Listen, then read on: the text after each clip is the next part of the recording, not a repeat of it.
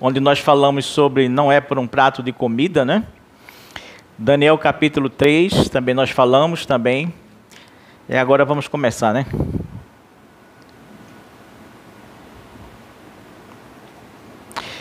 Bom dia, meus queridos irmãos, amigos que nos ouvem. Nós estamos aqui mais uma vez para darmos continuidade às nossas reflexões. E nós sentimos a necessidade de, nessa manhã, fazer um fechamento do livro de Daniel, observando a segunda parte desse livro de Daniel, segunda parte dele. Muito obrigado, minha querida.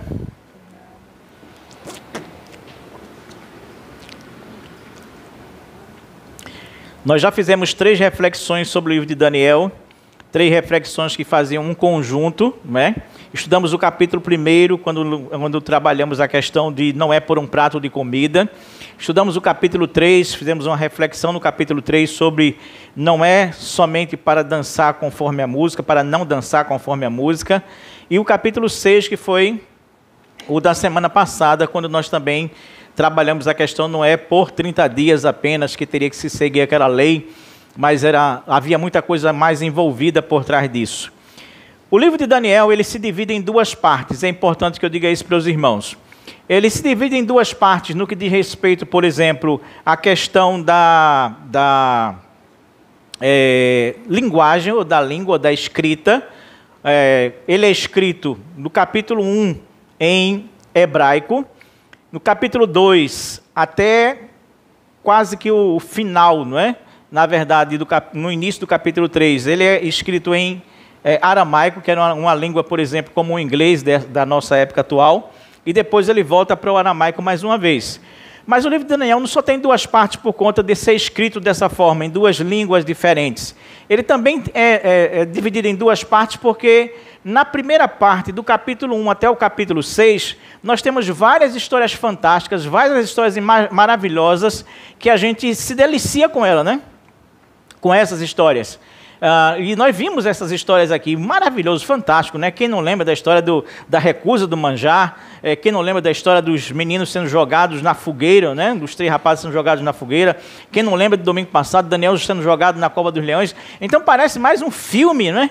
Parece mais uma coisa assim, né? De ação, né? De vida e de superação extraordinária, etc. Quando a gente chega no capítulo 7 até o capítulo 12, muda completamente. Você não vai ter mais nenhuma história fantástica, mas nenhuma situação adversa que tem que ser superada pelos filhos de Deus. Não. Você vai ter do capítulo 7 ao capítulo 12 simplesmente profecias.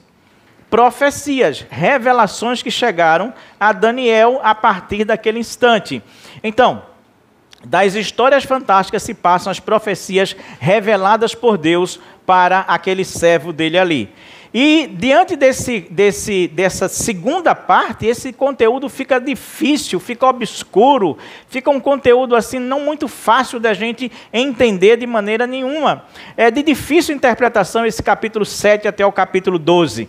Ali nós temos as profecias apocalípticas, nós temos, na verdade, as visões, mistérios, enigmas, sonhos. Nós temos coisas que ficam complicadas da gente entender, uma cronologia que é difícil também da gente entender. Por exemplo, ele vai falar de um tempo, 2 tempos, metade de um tempo, aí você fica assim pensando, o que danado é um tempo, 2 tempos, metade de um tempo? O que é que isso significa?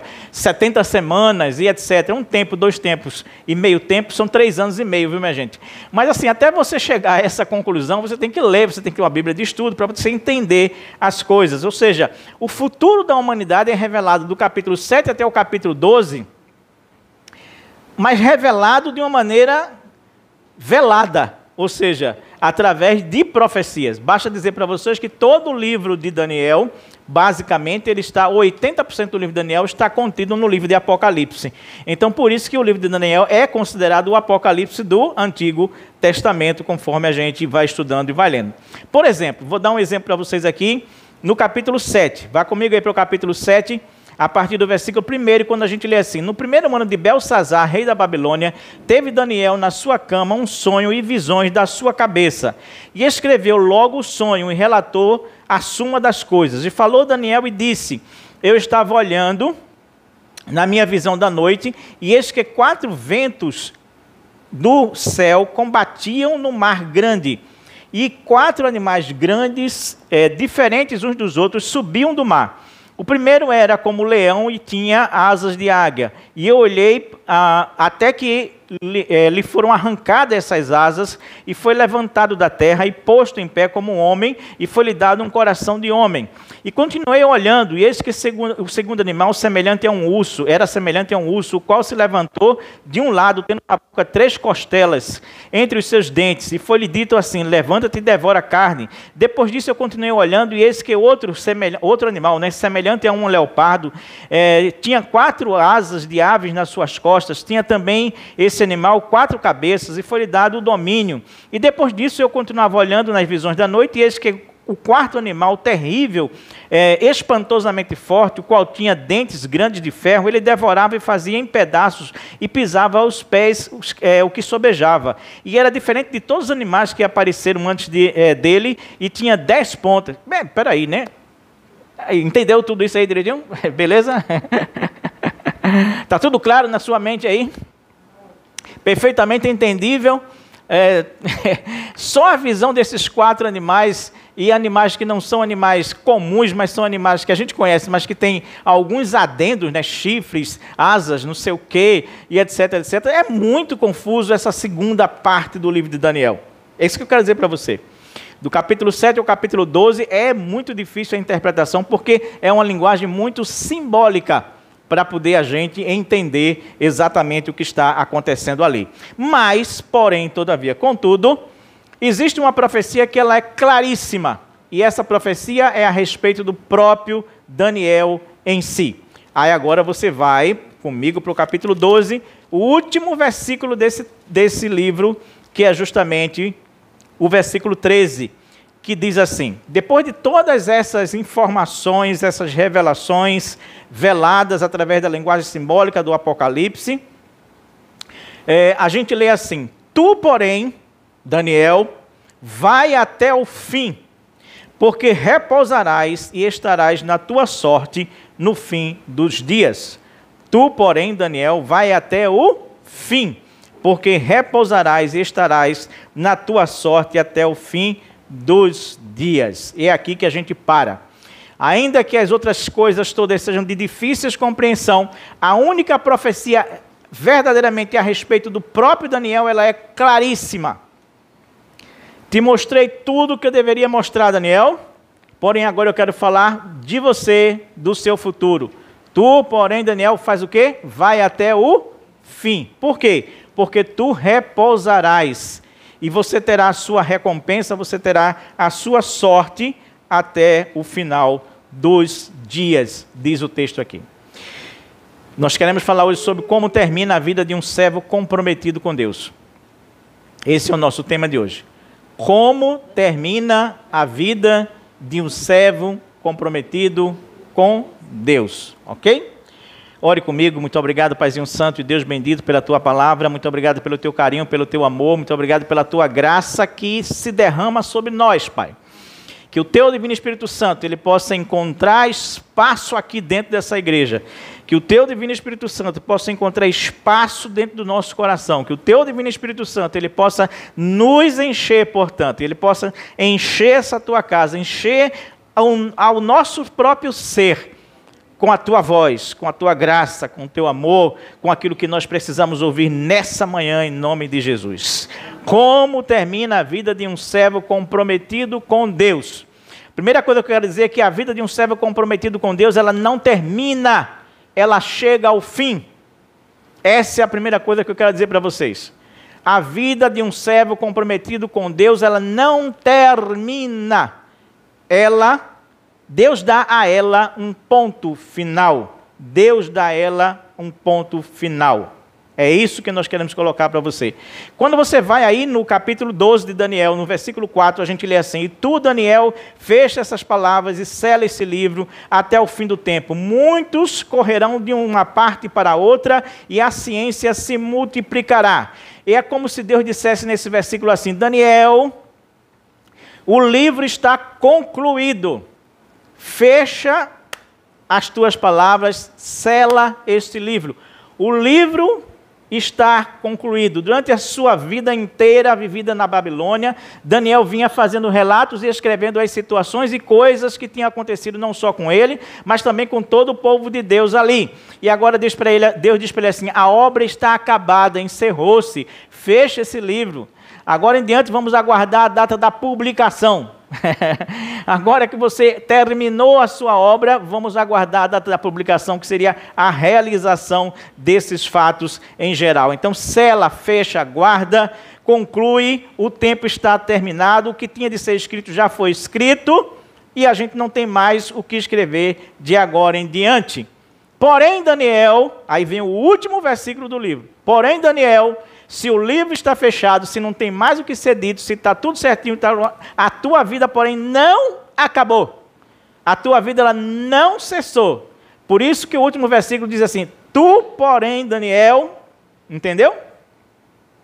Fechou o livro, está acabado, obra registrada, beleza, vamos aguardar os tempos para que se realize. Mas a tua vida, ela não terminou, a tua vida, ela não acabou. Tu, porém, Daniel, dizendo assim, agora em relação a você, Daniel, na verdade, a vida de um servo comprometido com Deus, ela não termina, ela segue até que Deus lhe coloca o ponto final, como eu estou dizendo aqui para os irmãos. Você já notou que algumas vidas na Bíblia, elas não terminam, Deus coloca nelas um ponto final? Já notou isso? Se você for comigo para Gênesis capítulo 5, versículo 24, nós vamos encontrar a história chamada de um homem chamado Enoque. E esse versículo diz assim: andou Enoque com Deus e Deus o tomou para si. A vida de Enoque não terminou. Deus colocou nela um ponto final. Ela não terminou, entende?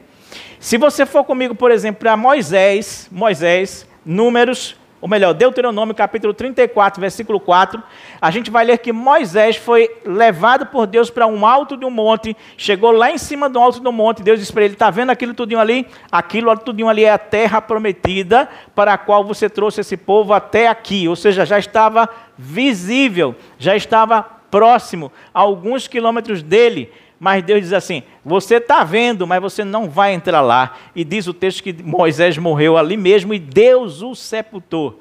A vida de Moisés não terminou. Deus pôs um ponto final nela. Se você for comigo para 2 Reis, capítulo de número 2, versículo 11, você vai ler sobre Elias. Elias era um outro homem de Deus que não passou por essa experiência da morte. Ou seja, a sua vida não terminou naquele instante ali. Andava ele com Eliseu, e Eliseu disse para ele assim: olha, eu quero que se no momento... Porque Elias já estava dizendo para ele assim, ó, fica aqui porque Deus vai me levar. Ele já sabia. Fica aqui porque Deus vai me levar. E Eliseu insiste com ele, disse: não, de maneira nenhuma. E Eliseu diz assim: eu quero a parte do teu espírito que fica em mim. Né? E ele disse: olha, terrível coisa você me pediu, eu não posso garantir isso, mas... num determinado momento, o texto diz assim, nesse capítulo 2 de 2 Reis, versículo 11, e Deus separou um do outro, e Elias subiu ao céu num redemoinho, na verdade. Ou seja, a vida de Elias, ela não terminou, mas Deus colocou nela um ponto final. Entende o que eu quero dizer para você? Vida de servos comprometidos com Deus, elas não terminam. Deus simplesmente coloca nela um ponto final. Porque esses homens, essas pessoas ainda tinham muito mais para fazer.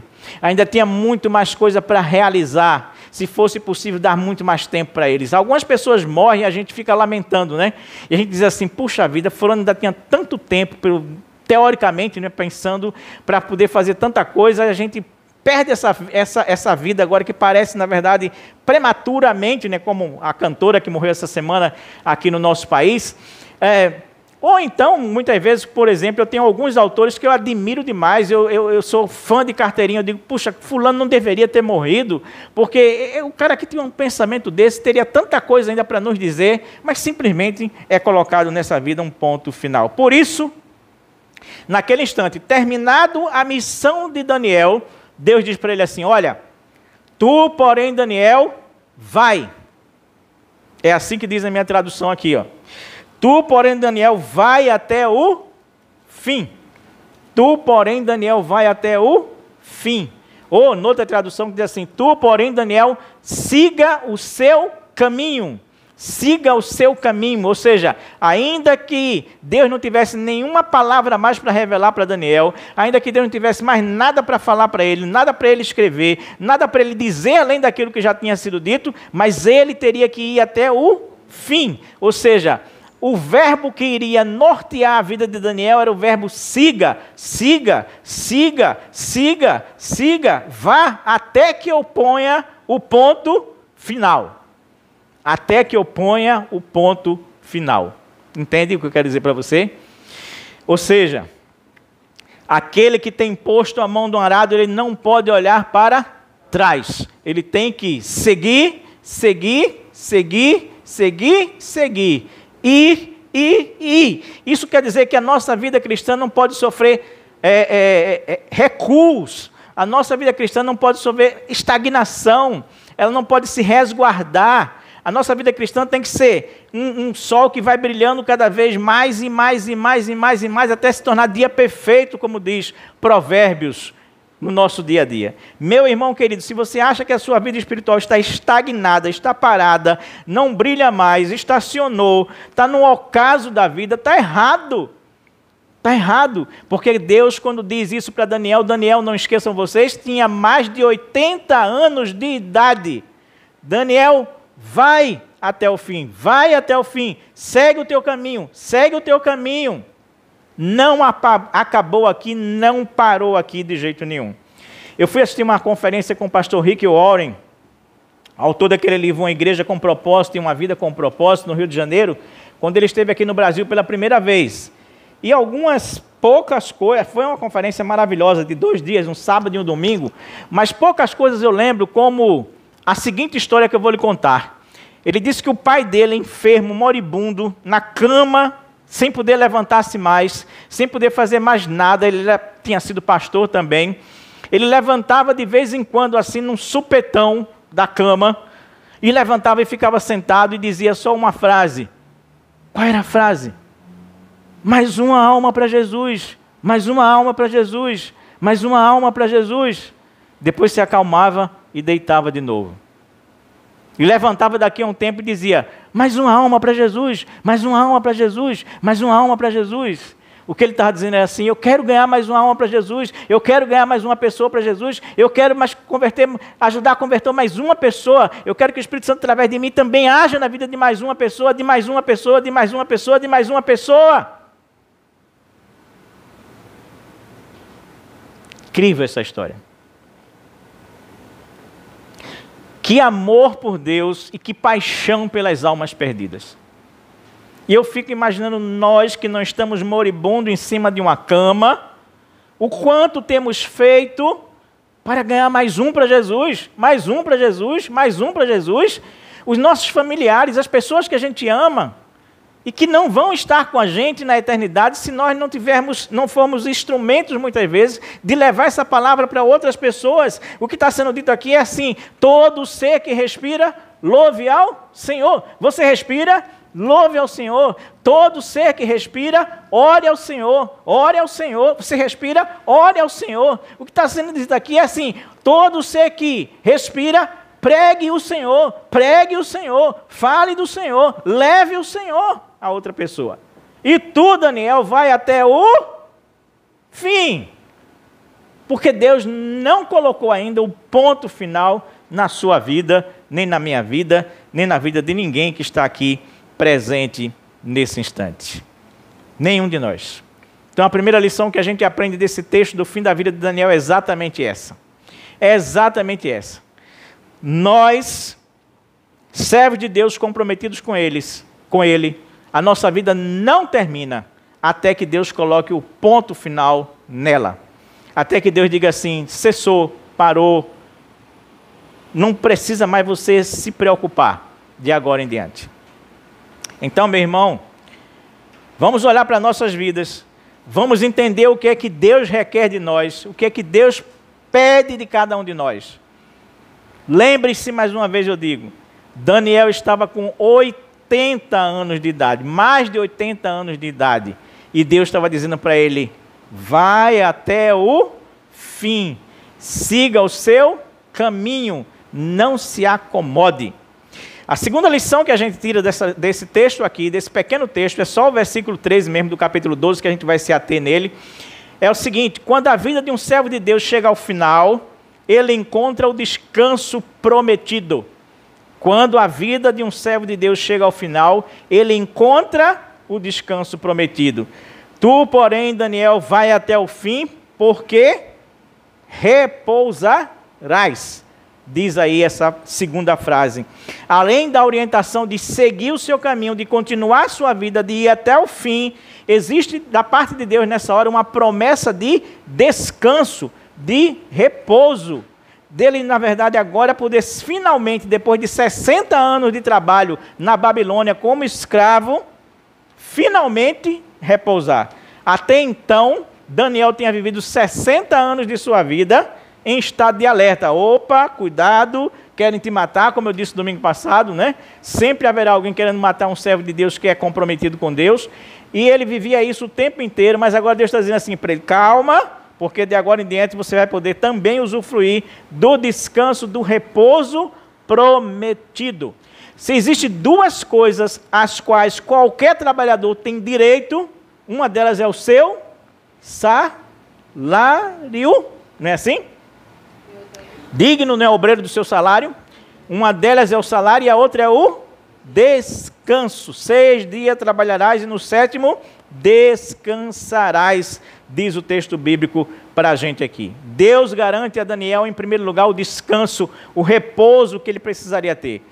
Não seria qualquer repouso, não seria qualquer descanso, não seria simplesmente o descanso de uma obra terminada, de um livro escrito, de uma vida vivida pela fé dentro de um terreno, de uma situação e de um cenário altamente contraditório. Não seria só isso, mas seria, na verdade, aquilo que fala Hebreus capítulo 4, versículo 3, que diz assim: porque nós, os que temos crido, entramos no repouso, tal qual disse Deus. E ele também disse: assim jurei na minha ira, que não entrarão no meu repouso, embora as suas obras estivessem acabadas desde a fundação do mundo. Ora, esse texto é muito interessante. Eu vou reler para que você entenda direitinho. Hebreus capítulo 4, versículo 3 diz: porque nós, os que temos o quê? Crido, certo? Entramos aonde? No repouso. Mesma palavra lá de Daniel. Entramos no repouso.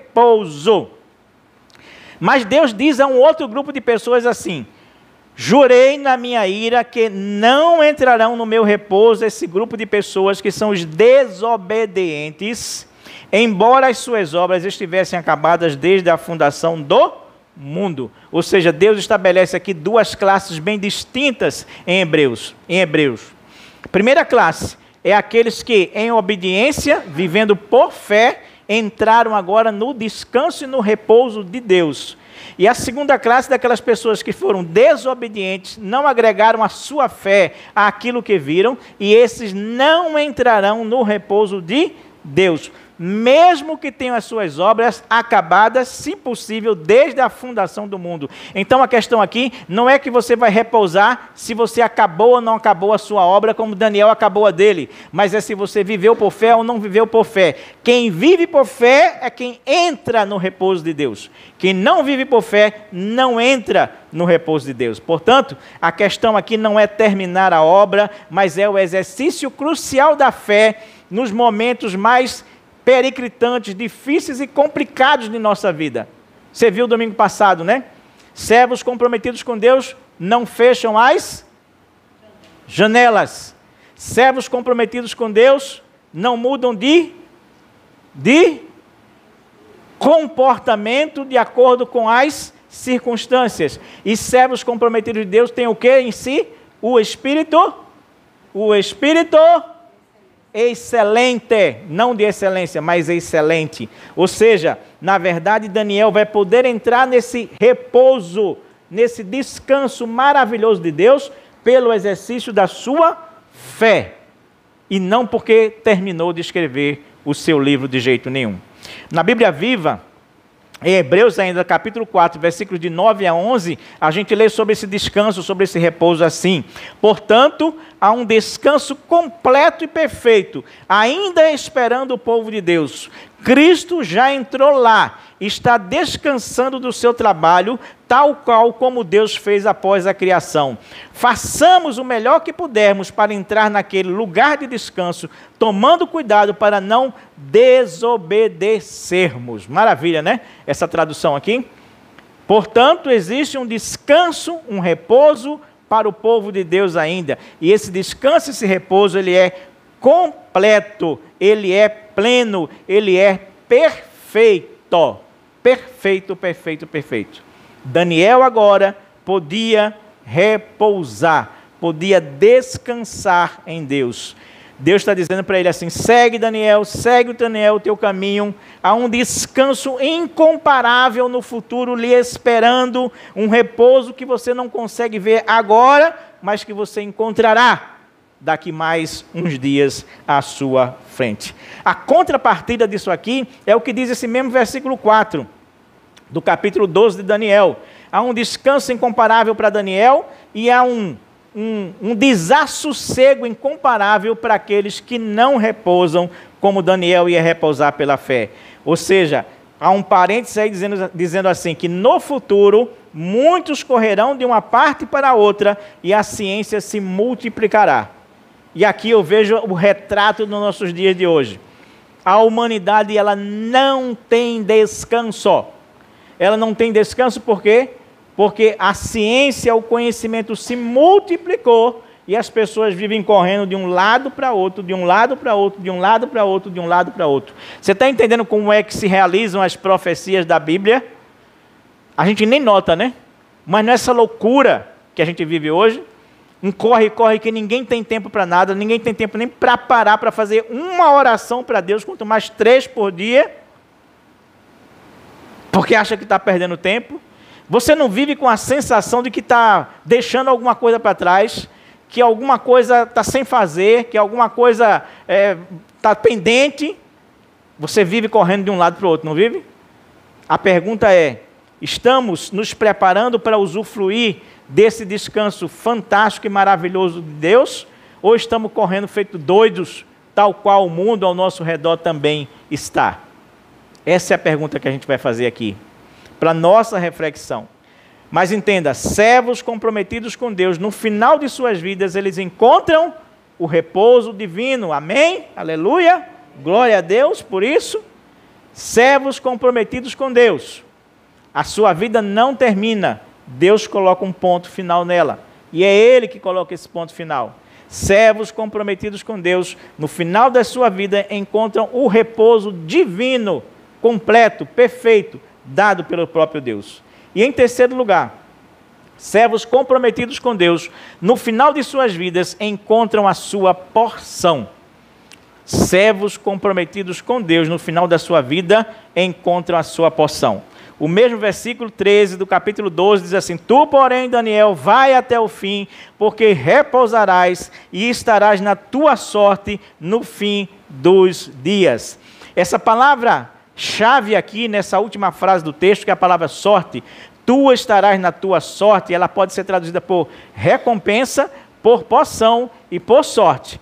Lembrando que eu já expliquei aqui aos irmãos anteriormente, quando diz assim, essa é tua sorte, que isso é uma referência ao que aconteceu aonde? Lá em Josué, capítulo 18, capítulo 19, quando na verdade Josué jogou a sorte para poder dividir a terra em relação às tribos de Israel. Lembra disso?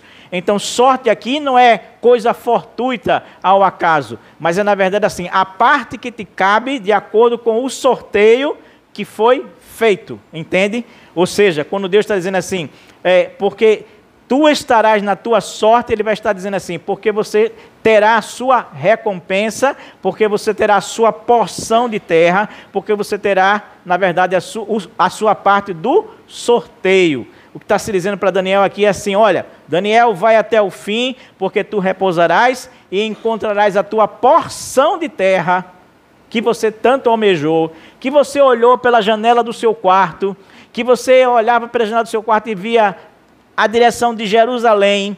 Ali, Daniel, estará a tua porção, ali estará a tua terra.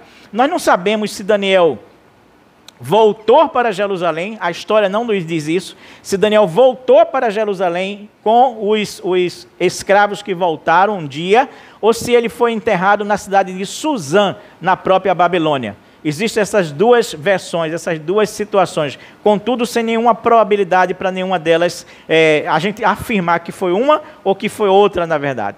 É importante, portanto, a gente entender aqui, mas na verdade essa estarás na tua sorte, como aquilo que nos diz o Salmo de número 16 que nós lemos lá no início do nosso culto de hoje. Alguém lembra ainda? Salmo 16, versículo 5. Veja bem, esse é o Salmo excelentíssimo de Davi. Ele começa dizendo assim: porque eu não tenho, Senhor, nenhum outro bem além de ti. E aí no versículo 5 ele vai completar dizendo: o Senhor é a minha porção, a porção da minha herança, Ele é o meu cálice, tu sustentas a minha o quê? Sorte, ou aquilo que foi parte dado para mim. O que Daniel está ouvindo é exatamente o seguinte: olha, Daniel, vai até o fim, você repousará seguro, tranquilo, e você receberá a sua porção, a sua sorte, a sua parte no sorteio, você receberá a sua recompensa divina. E aqui a gente entende claramente que a porção de Daniel era o Senhor. Daniel estava ouvindo aquilo mesmo que Arão ouviu. Números capítulo 18, versículo 20, Deus diz assim: disse também o Senhor a Arão: na sua terra possessão nenhuma terás, e no meio deles nenhuma parte terás, porque eu sou a parte da tua herança. Amém, meu irmão? Amém. Ninguém precisa de terra quando Deus é a sua herança.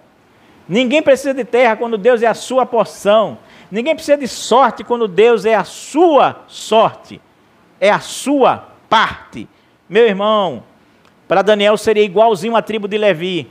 Ele não teria possessão nenhuma aqui na terra, mas a porção dele era o próprio Deus. Amém, amém. O Senhor é a minha porção. O Senhor é a minha porção. O Senhor é a minha porção. Diga isso, meu irmão, para você.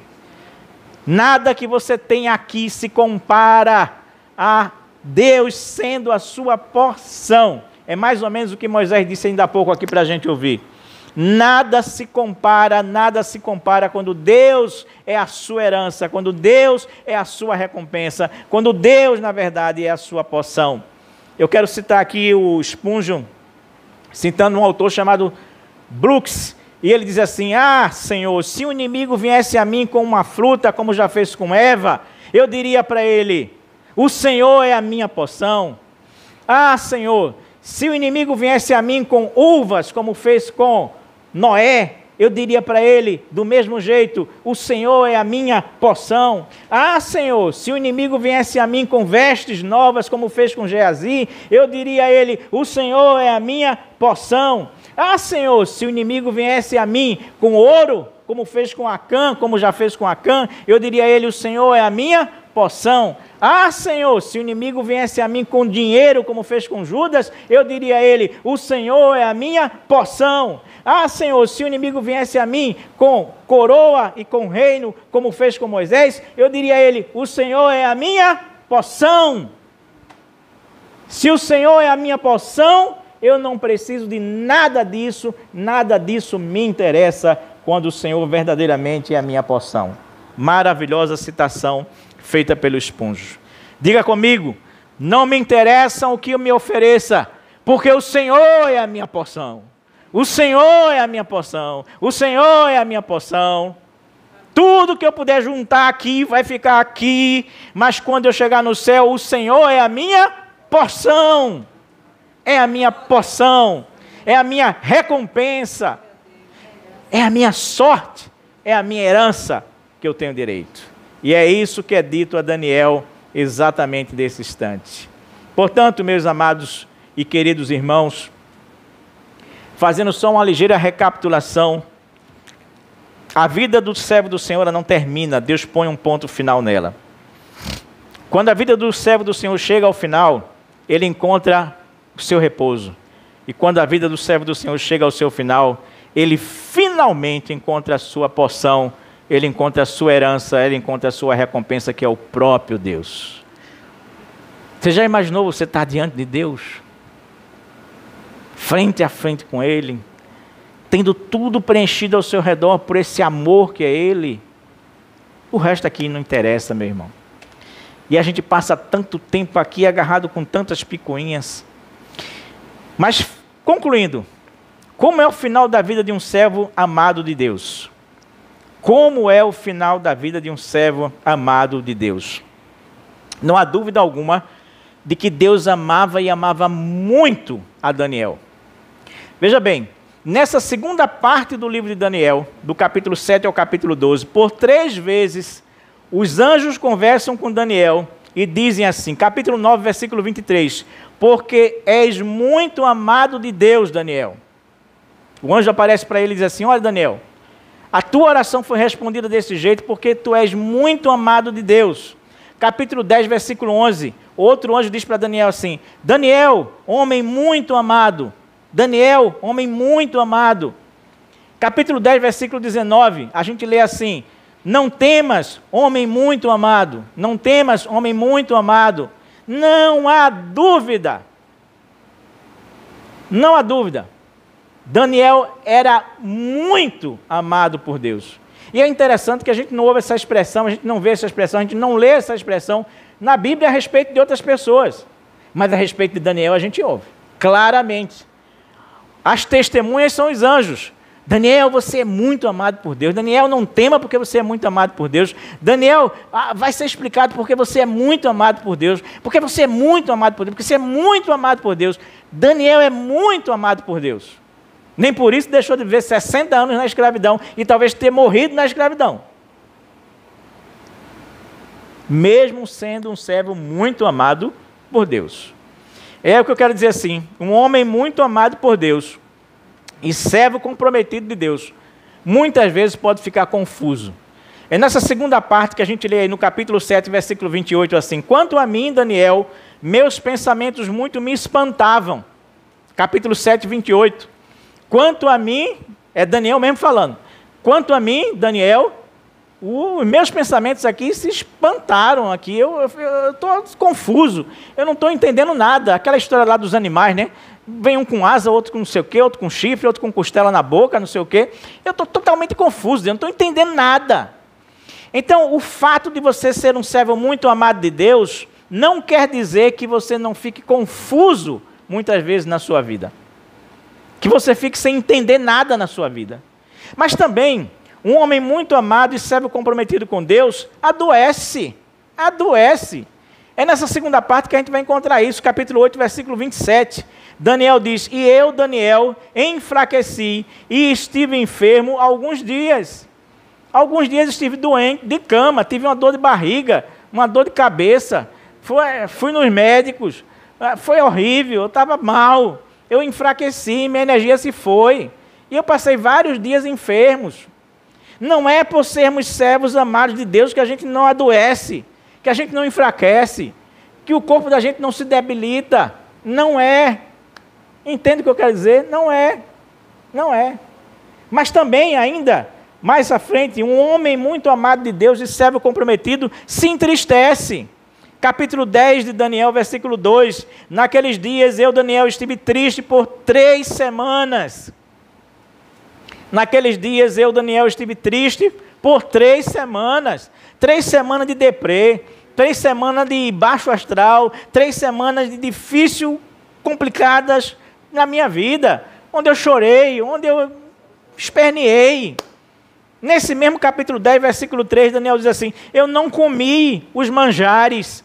Eu não comi os manjares dentro dessas 3 semanas. Eu não me ungi com unguento, ou seja, eu nem botei perfume. Eu estava fedorento. Eu não cuidei de mim. Porque servos amados de Deus também se entristecem. Servos amados de Deus também passam semanas sem querer comer em jejum. Porque estão tristes, porque estão acabrunhados, porque estão, na verdade, vivendo momentos que não são fáceis, que não têm vontade nem de colocar um perfumezinho para melhorar o seu astral nessa situação. Mas, apesar de tudo isso,